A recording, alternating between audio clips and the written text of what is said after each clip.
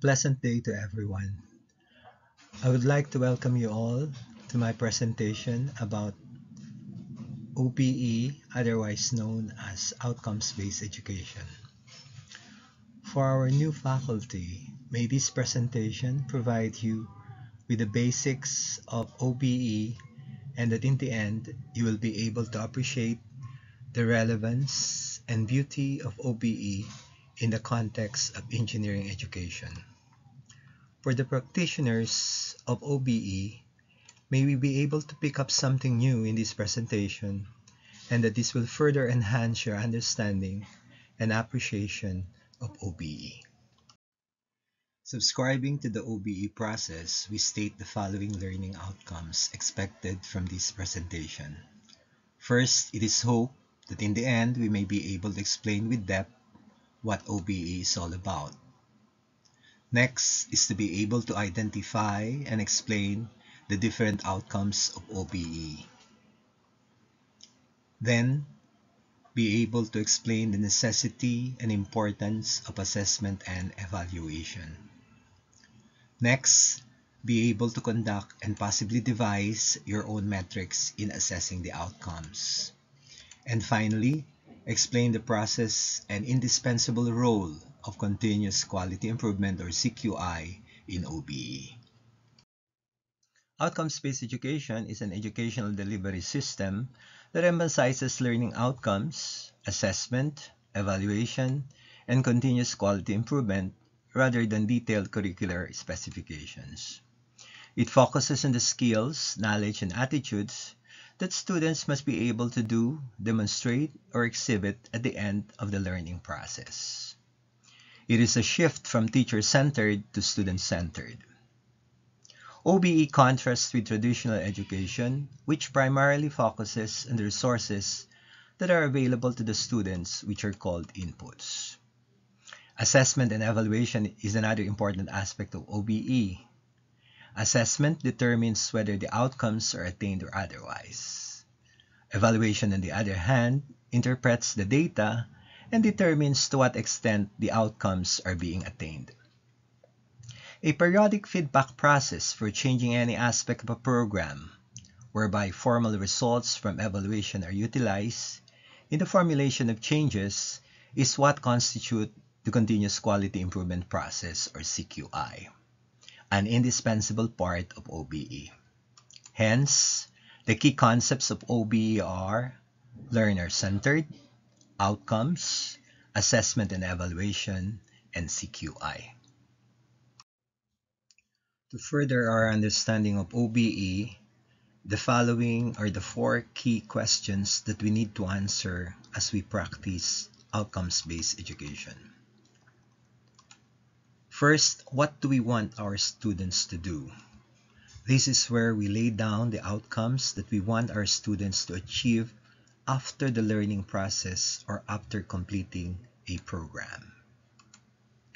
Next, how do we help them achieve this? This is where we plan our curriculum, the courses, the teaching learning activities aligned with the stated outcomes. Third, how do we know that they have been achieved? This involves the assessment and evaluation processes. Again, these need to be aligned with the outcomes and that the assessment tools will truly measure to what extent the intended outcomes were attained. And finally, how do we close the loop for further improvement? From the evaluation results, action plans are generated to formulate and implement changes aimed at higher attainment level of the outcomes and eventually lead to an improved engineering program.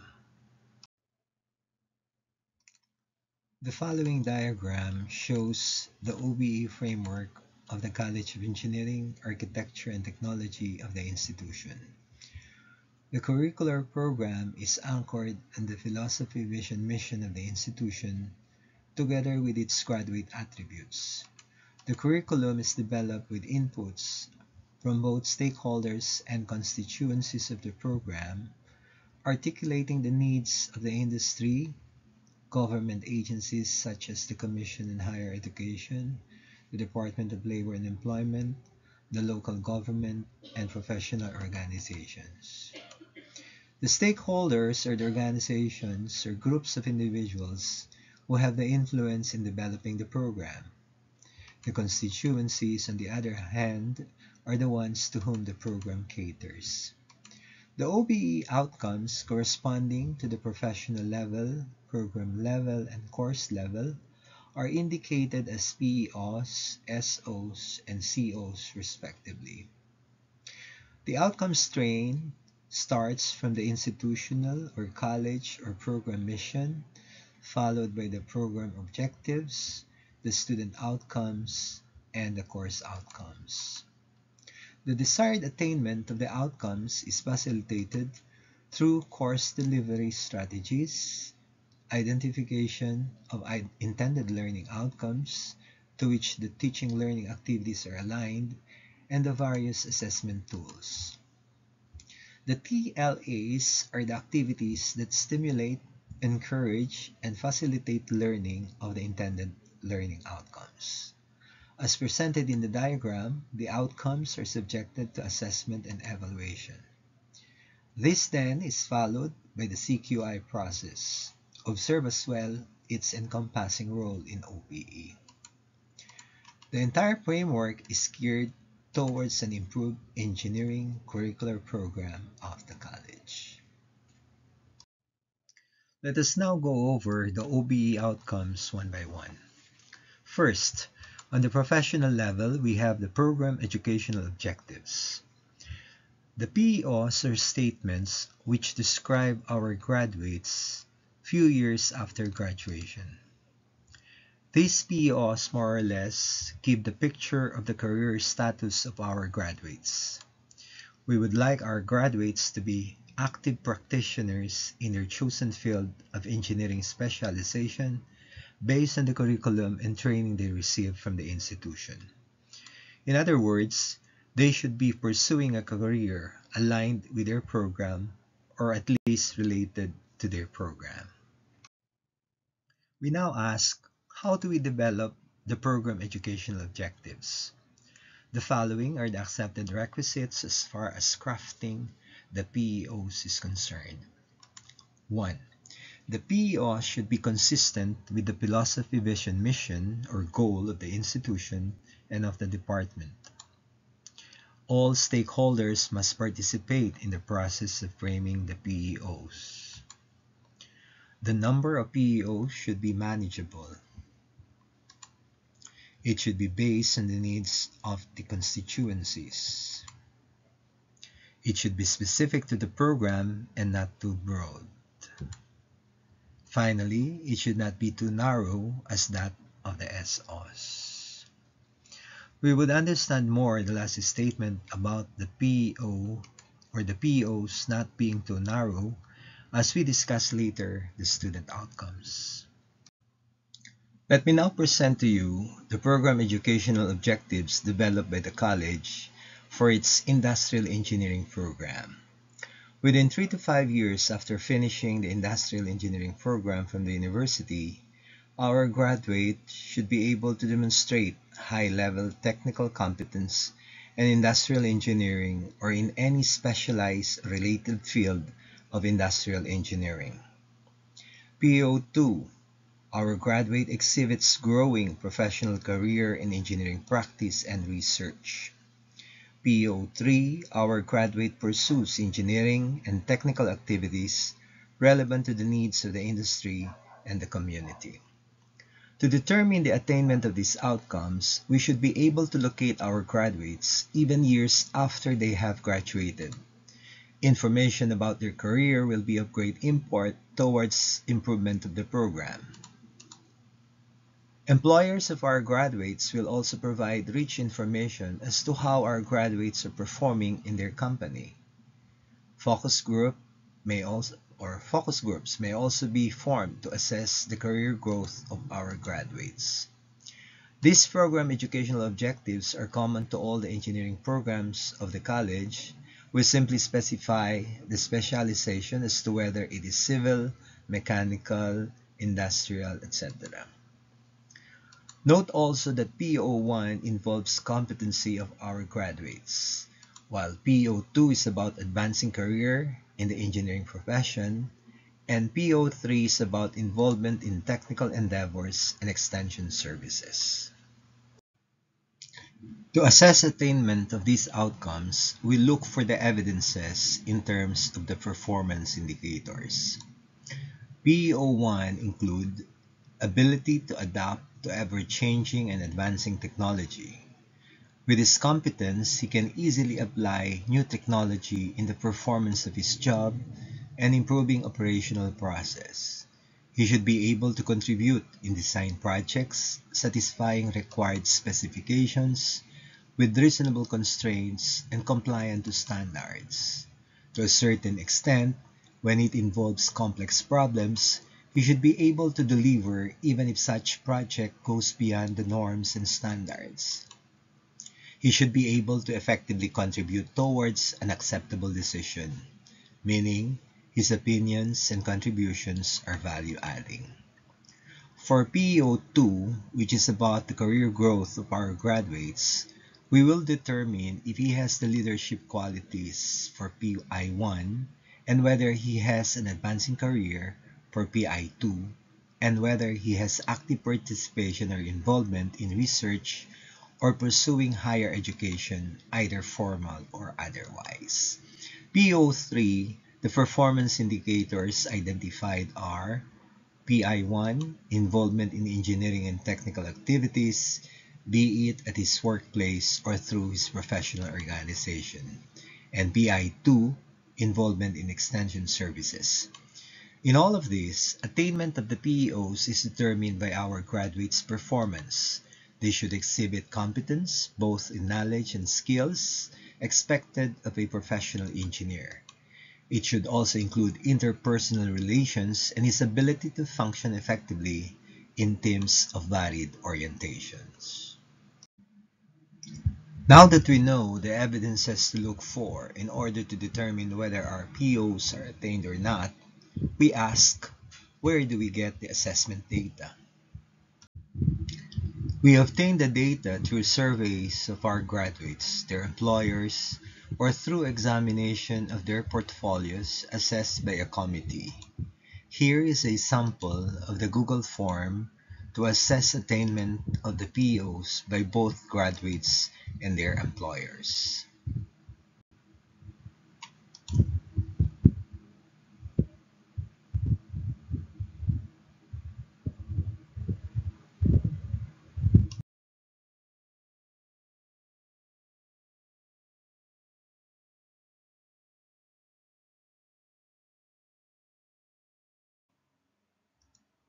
The outcome on the program level is referred to as the student outcomes.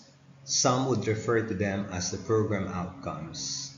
The student outcomes are statements that describe what students are expected to know and do by the time of graduation.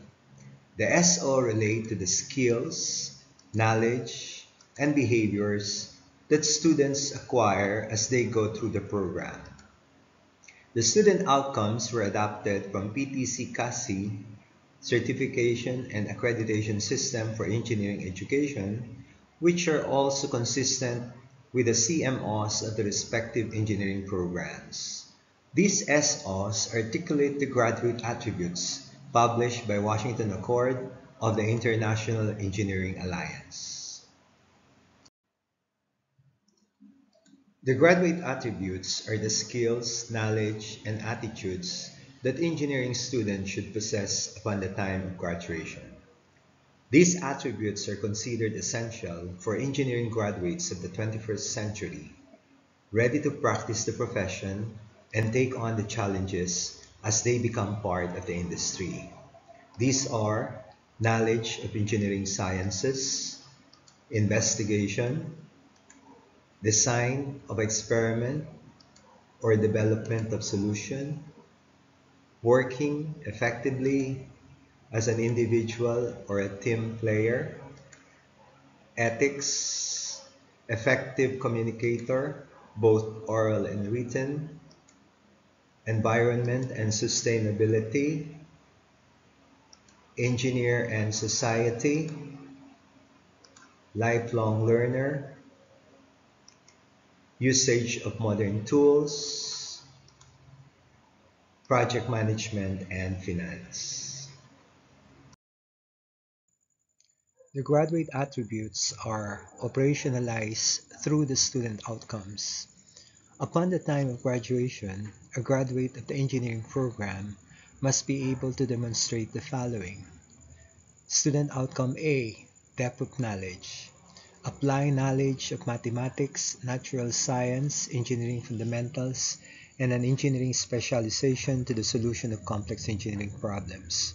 SOP, conduct investigations of complex engineering problems using research-based knowledge and research methods, including design of experiments, analysis and interpretation of data, and synthesis of information to provide valid conclusions. SOA, design solutions for complex engineering problems and design systems, components, or processes that meet specified needs with appropriate consideration for public health and safety, cultural, societal, and environmental consideration. Student outcome D, about multidisciplinary teams. The student must be able to function effectively as an individual and as a member or leader in diverse teams and in multidisciplinary setting. Student outcome E, identify, formulate, research literature, and analyze complex engineering problems, reaching substantiated conclusions using first principles of mathematics, natural sciences, and engineering sciences. To continue, student outcome F, apply ethical principles and commit to professional ethics and responsibilities and norms of engineering practice. Student outcome G, effective communication. Communicate effectively on complex engineering activities with the engineering community and with society at large, such as being able to comprehend and write effective reports and design documentation, make effective presentations, and give and receive clear instructions. Student outcome H, understand and evaluate the sustainability and impact of professional engineering work in the solution of complex engineering problems in societal and environmental contexts. Student outcome I, recognize the need for and have the preparation and ability to engage in independent and lifelong learning in the broadest context of technological change. Student outcome J, apply reasoning informed by contextual knowledge to assess societal, health, safety, legal and cultural issues and the consequent responsibilities relevant to professional engineering practice and solutions to complex engineering problems. Student outcome K, create, select, and apply appropriate techniques, resources, and modern engineering and IT tools, including prediction and modeling, to complex engineering problems with an understanding of the limitations. And finally, student outcome L, demonstrate knowledge and understanding of engineering management principles and economic decision making, and apply these to one's work as a member and leader in a team to manage projects and in multidisciplinary environments. Having laid down all the skills, knowledge, and abilities that we want our graduates to achieve upon the time of graduation, it behooves us to answer the question, how do we know that the students really possess these outcomes? In other words, how do we assess? First, the assessment process is we identify the courses where the outcome is demonstrated. These courses are referred to as bellwether courses or terminal courses. Locally, we refer to them as determinant courses, since these are the courses that determine whether the student has attained the desired outcome or not.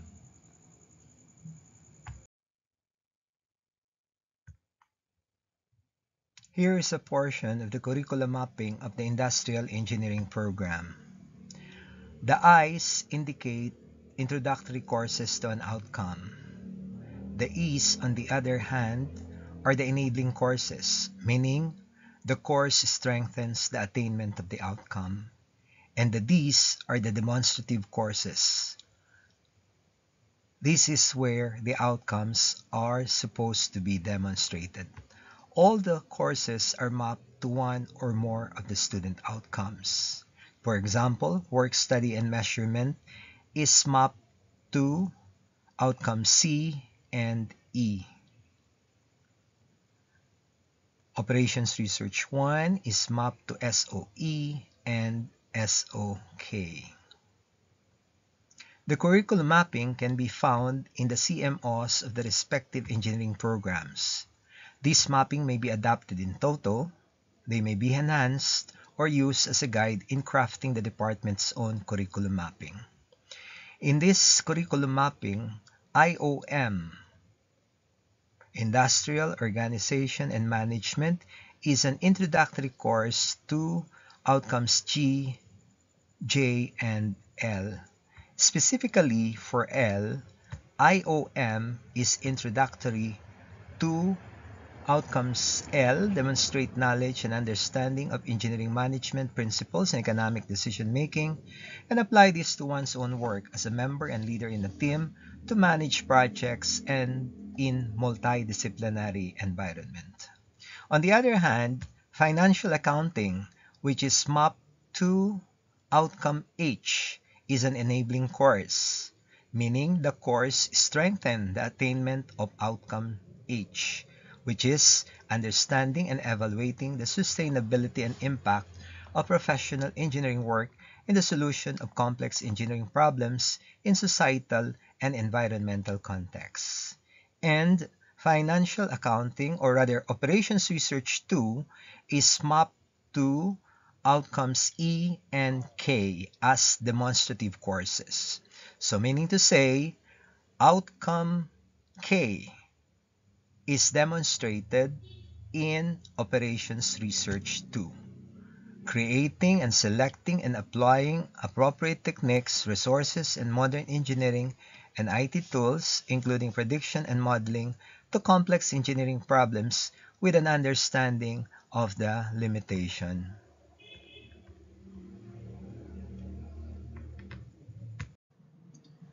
The given matrix summarizes all the determinant courses mapped to the student outcomes and to the instructor handling the course. This allows us to have an overview of how the demonstrative courses impact the various student outcomes. After identifying the determinant courses, the next step in our assessment process is to identify and specify students' output or scholarly work that will be the basis or source of the assessment of specific student outcome. The sources of assessment include but are not limited to the assignment, case study or case study report, research project or mini research project, examination, capstone or design project, and laboratory report. Other assessment sources may include group report or oral presentation, student portfolios, role playing, interview, etc.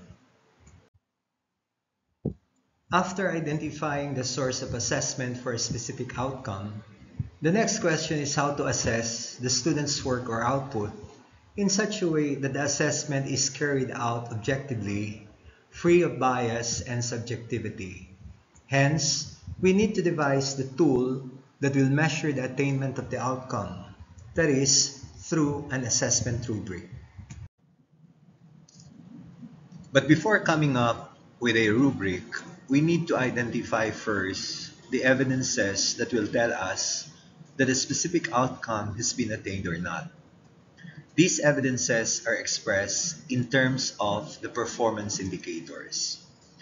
Each student outcome must have its set of performance indicators. The PIs are the key points that we'll be looking into in assessing the student work or output.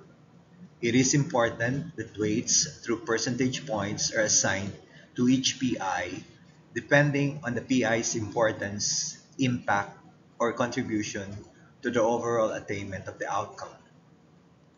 Ideally, The set of performance indicators are collegially decided by a committee within the department with input from the industry and academic council. Periodically, these PIs are assessed, reviewed, and revised. Here's another set of performance indicators.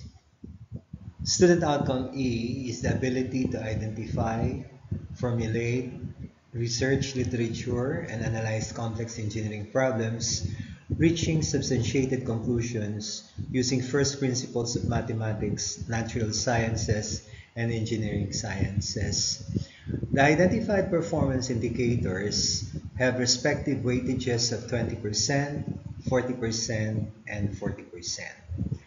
For performance indicator 1, the student must be able to identify complex engineering problem. He must be able to explain with deep insight the source and nature of the problem and conflicting issues involved. Provides complete identification of the variables and the key issues. Cites literature, journals, related research that are germane to the problem. Performance indicator 2, formulating solution to the complex engineering problem. The student must be able to provide a very insightful justification of the formulated solution, exhibits a well-thought analysis about the different alternatives available, minute details of concepts and principles are used are very evident, and the assumptions are clearly defined. Finally, PI3, implementation and validation of the solution. Implementation and execution of the solution are strictly adhered to, modern tools were evidently utilized, solutions are fully validated, complete and thorough discussion of analysis and results. Still another set of performance indicators. For student outcome G, the ability to communicate effectively on complex engineering activities with the engineering community and with society at large, such as being able to comprehend and write effective reports and design documentation, make effective presentation, and give and receive clear instructions. PI1 is attentive and receptive to information and demonstrates good listening skills, 20%. 40% contribution to the overall attainment of SOG is PI2, exhibits good oral communication skills. And the remaining 40% is PI3, exhibits good written communication skills.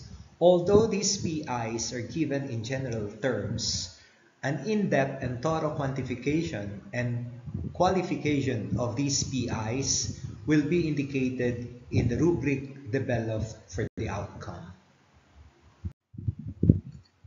This is the marking rubric developed for SOA. SOA is the ability to apply knowledge of science and mathematics in solving complex engineering problems.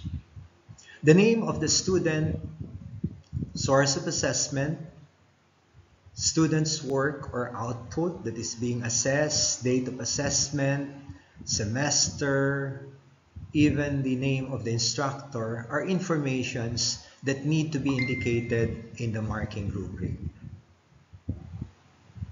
The score in points under the descriptive scale, which is a measure of the level of attainment of the PIs, corresponds to the degree to which the PI is being exhibited in the student's work being considered. The descriptor allows the assessor to objectively assess the student's output. So say for example in PI1, knowledge of scientific and mathematical concepts, more specifically knowledge of engineering mathematics.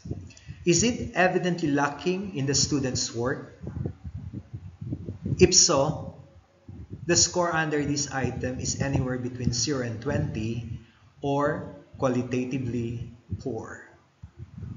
On the other hand, if this criterion is satisfied enough to understand and solve the complex engineering problem, then it is marked satisfactorily with a score anywhere between 41 and 60. However, if it is observed That wide range of knowledge of engineering mathematics is very evident, then the student's work will be marked exceptional with a rating between 81 and 100. This is the rubric for SOE.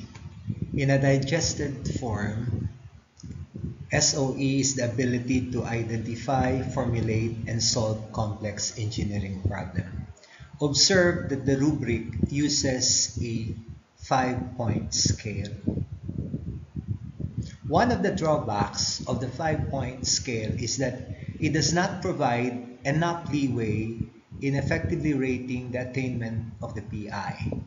Say for example, one work is bordering at the upper limit of above satisfactory and another at the lower limit, but both will be marked as 4. Hence, it will not reflect an unbiased and objective rating of the student's output.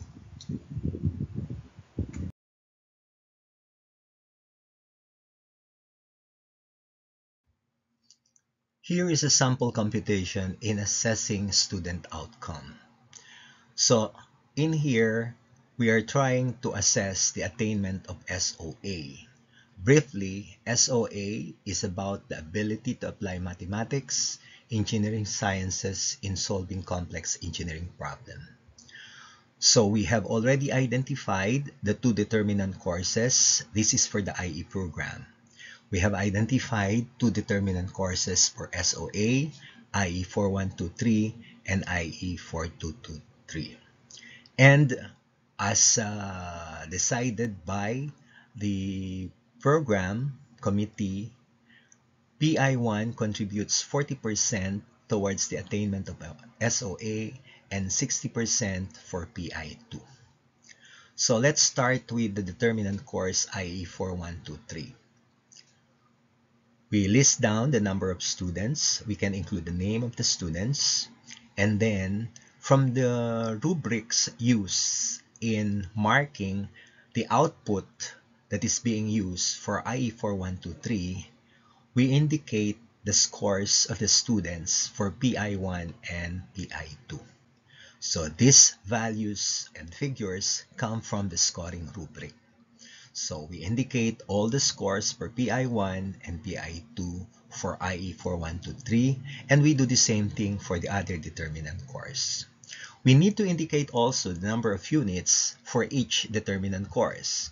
So for IE 4123, that is equivalent to 3 units, and for IE 4223, that is equivalent also to 3 units. We need to indicate also the number of students for each determinant course.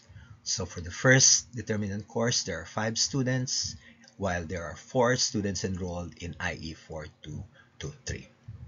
So if we are going to set the attainment at, say, 60% of the class have scored 60% or higher, then we can say that the entire class has attained PI1 and PI2 at 100%. All right. But what we are going to use here is the class average in order to measure the attainment of SOA.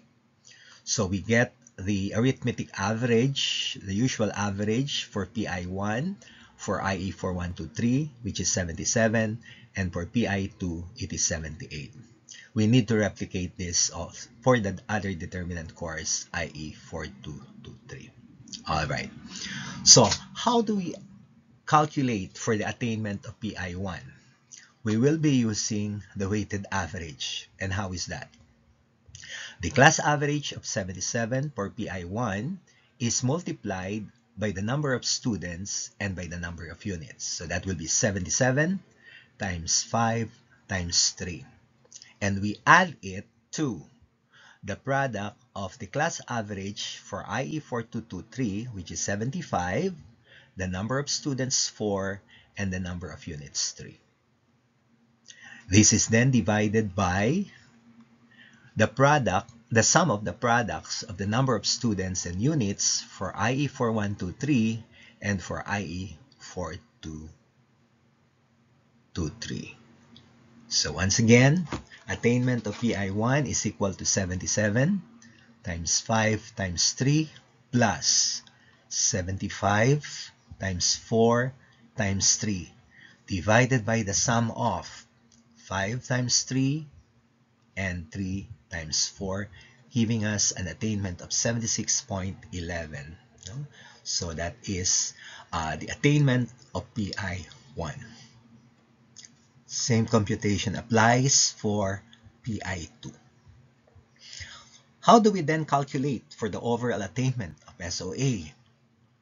So as mentioned earlier, the program, i.e. program, the committee has decided to give weights of 40 and 60% for PI1 and PI2. These are the contributions, no, to the general attainment of SOA. So, the attainment of PI1 at 76.11 is multiplied by 40% or 0.4 added to the attainment of PI2 of 78 multiplied by the weight of 60% or 0.6, giving us an overall attainment of SOA of 77.24. So if we have set the benchmark, the acceptable attainment for SO at 60, then we have a significant attainment of 77.24. For continuous quality, you may increase the attainment to say 70% in the next assessment.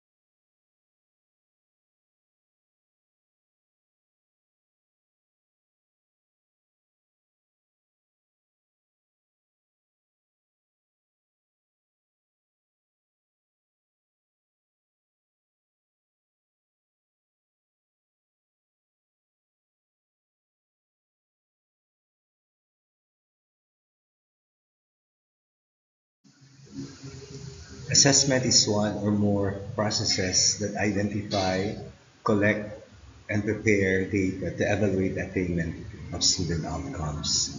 Effective assessment uses relevant direct, indirect, quantitative, and qualitative measures appropriate to the outcome being measured.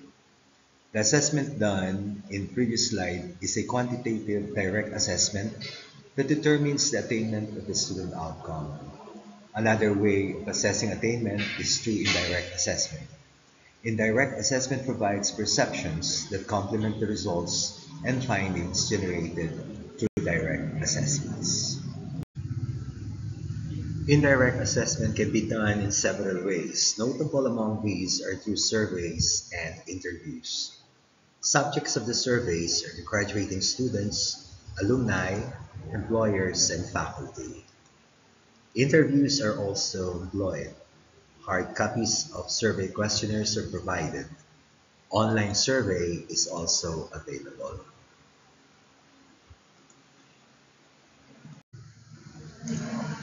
Here is a sample of the online survey through Google Form for the SO self-assessment of graduating students.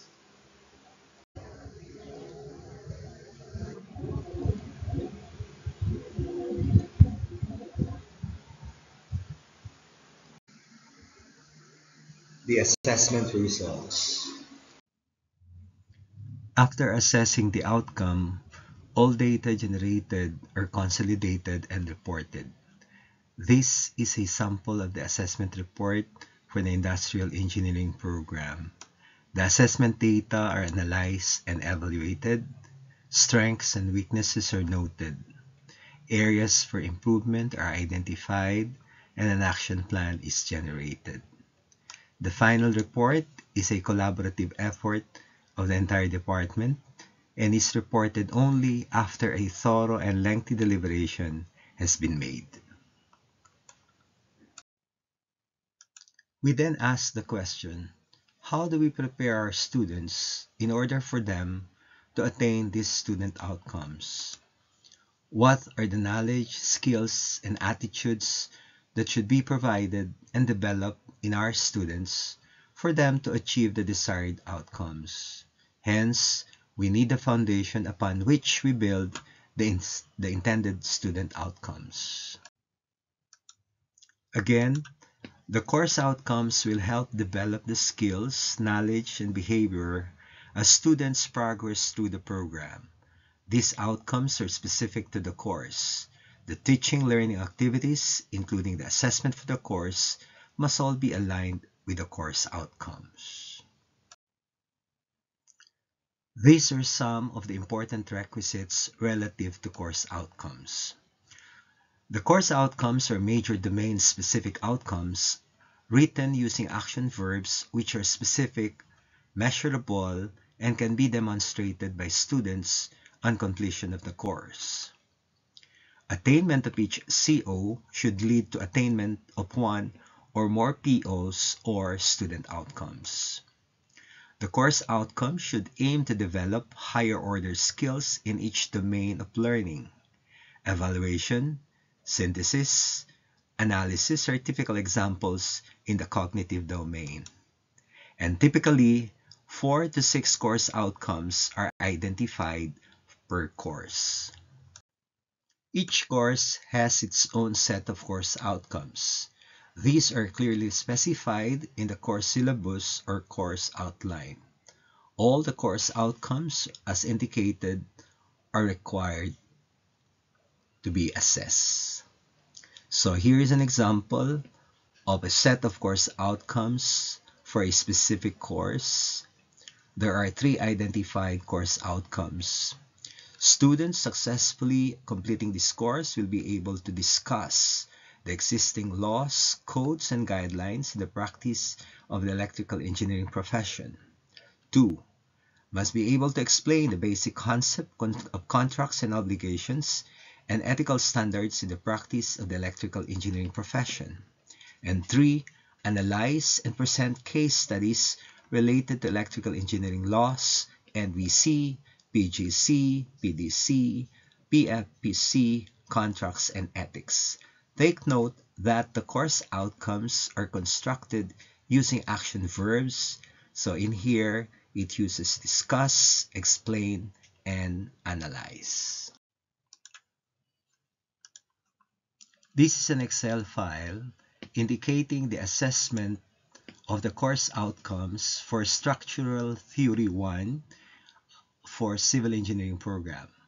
Note that all the course outcomes are specified and are labeled as CO1, CO2, and CO3. The course outcome and student outcome mapping is also indicated. This shows that attainment of the course outcomes imply attainment of the associated student outcomes. The following is an illustration of how the course outcomes are being assessed. The general information such as the course code, the course title, the number of units, the number of students, the instructor, the source of assessment, and date of assessment must be indicated. The first column of the left shows the number of items given in the final exam. So the source of assessment here is the final exam, and there are 10 items in the final exam. If the source of assessment, say for example, is a case study report or an oral report, then we may replace these items by the criteria set for marking the report, project, or presentation. So instead of item numbers 1, 2, up to 10, you can replace this by criterion 1, criterion 2, and so on and so forth. For each item or criterion, we have to specify the weight or number of points, which is shown in column 2. So the third column indicates the course outcome to which the question or item or criterion is mapped. The succeeding columns represent the grades or scores obtained by the students in each of the items in the exam. The last 4 columns at the right indicates the class average, the standard deviation, the success indicator, and attainment. The success indicator of 80% means that 80% of the entire class of 15 obtained a passing grade of 60% or higher. So, for a class of 15 students, that means that 12 should have obtained a grade of 60 or higher for a particular item or criterion. So if there are several items that are tagged to say CO1, then we combine all the attainment of these items either by getting the simple mean or weighted average or weighted mean based on the weights of the items. Attainment level of the CO for some items that fall below the benchmark are then flagged and analyzed. Evaluation comes after assessment, and the corresponding report is prepared and submitted. The action plan, as indicated in the report, requires monitoring and assessment as well to determine if there were significant improvement in the attainment of the outcome or otherwise. Continuous Quality Improvement or CQI. The PDCA cycle is an improvement and iterative cycle which serve as a foundation of continuous improvement or continuous quality improvement, otherwise known as CQI. Plan, do, check, and act is a cyclical method of improving products, people, and services. In the context of education, it is a continually improving processes with the ultimate goal of an improved program and quality graduates. As defined by the Philippine Technological Council, Continuous quality improvement is a periodic feedback process for changing any aspect of a program whereby formal results from evaluation and other informal observations are utilized in the formulations of the changes, with expected higher degree of attainment of program educational objectives and higher degrees of attainment of student outcomes. What are the evidences to show that continuous quality improvement processes are being utilized? There must be a consistent, periodic, and continuous timeline of activities, including data collection. Each and all of the student outcomes have sets of performance indicators defining clearly the parameters encompassing the outcome.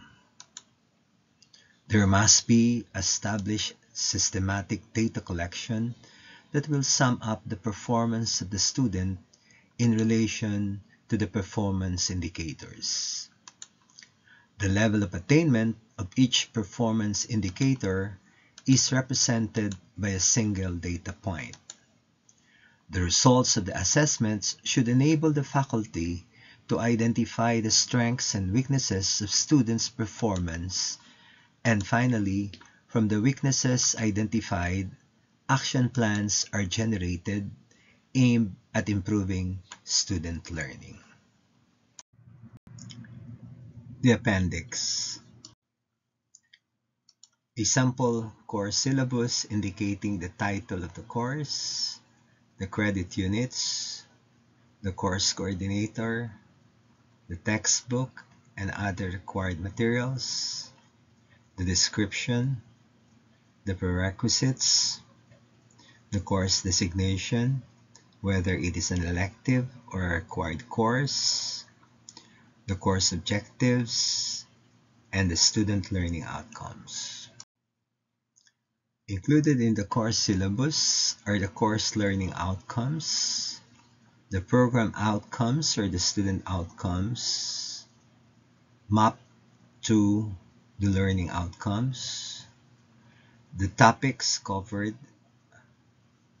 computer resources, and other information.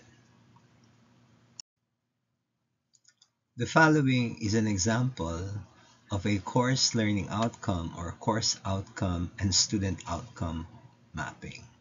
So listed are the 8 course outcomes mapped to the different student outcomes. The following is a sample of class schedule of activities for a particular course, Power Electronics.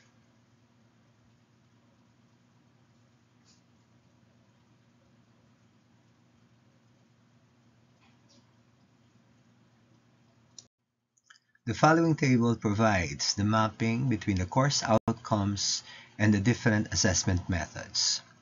The assessment methods utilized corresponding to each of the outcomes are explicitly indicated. This next table shows the weighting and grading system adapted for the given course EEL 4242.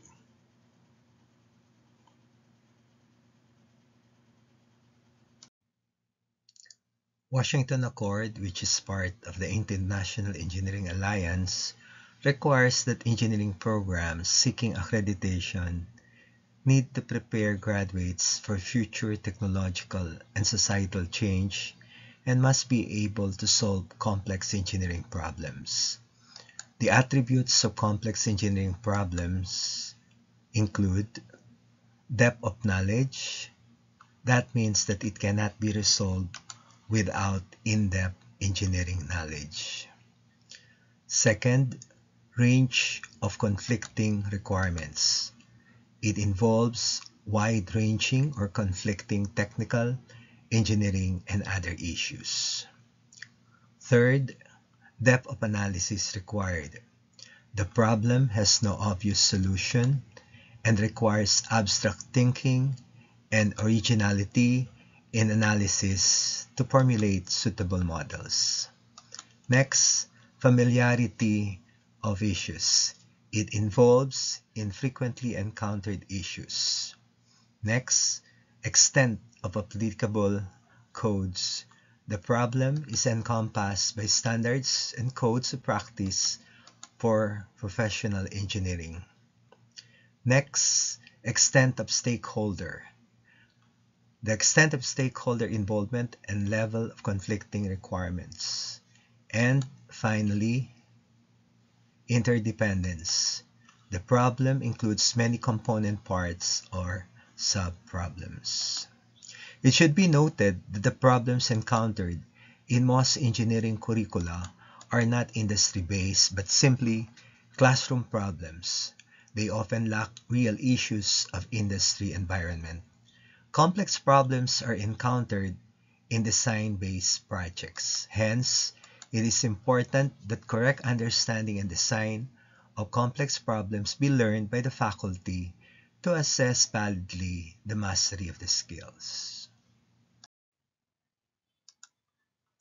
Another aspect that should be clear as regards to the student outcomes are the elements of the knowledge profile. It is important to understand the relationship between complex engineering problem solving and knowledge profile to facilitate the implementation of complex problem in the engineering curriculum. The Washington Accord Knowledge Profile has 8 elements. They are labeled as WK1, WK2, up to WK8. For WK1, Knowledge Profile 1, there must be a systematic theory-based understanding of the natural sciences applicable to the discipline. 2. Conceptually based mathematics, numerical analysis, statistics, and formal aspects of computer and information science to support analysis and modeling applicable to the discipline. Third, a systematic, theory-based formulation of engineering fundamental required in the engineering discipline.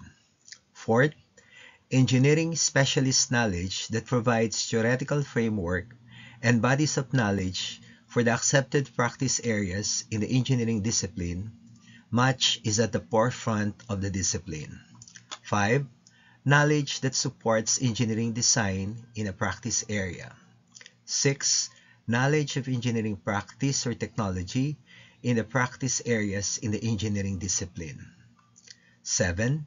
Comprehension of the role of engineering in society and identified issues in engineering practice in the discipline, ethics and professional responsibility of an engineer to public safety, and the impacts of engineering activity, economic, social, cultural, environmental, and sustainability. And 8, engagement with knowledge or with selected knowledge in the research literature of the discipline. Here is an example of a complex engineering problem with specification of the complex problem attribute and the corresponding knowledge profile.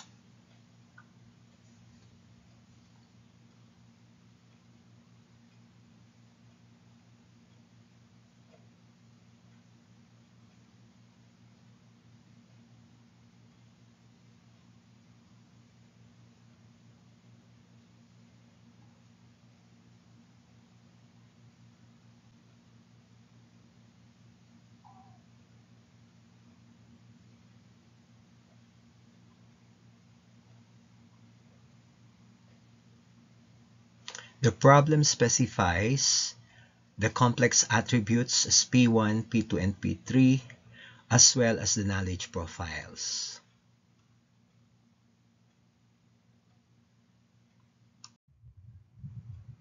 Still another example of a complex engineering problem.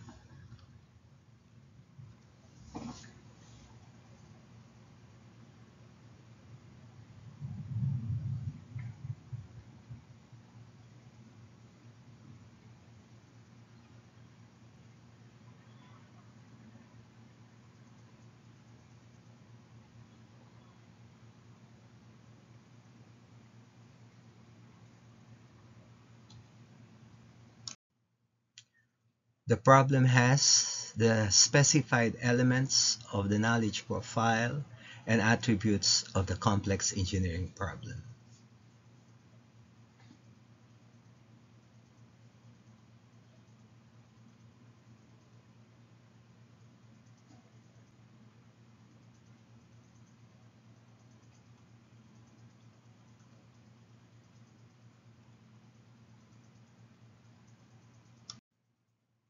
Finally, here is an example of how a problem is presented to cover different cognitive levels from lowest to highest level of learning, from knowledge, comprehension, application, to analysis, synthesis, and evaluation.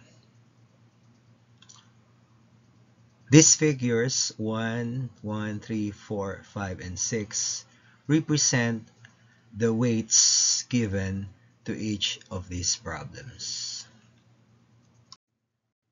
I hope that my presentation provided you with enough information on how OBE is carried out in the College of Engineering, Architecture, and Technology of the College of Engineering of the University of Perpetual Health System, Delta. Thanks for listening.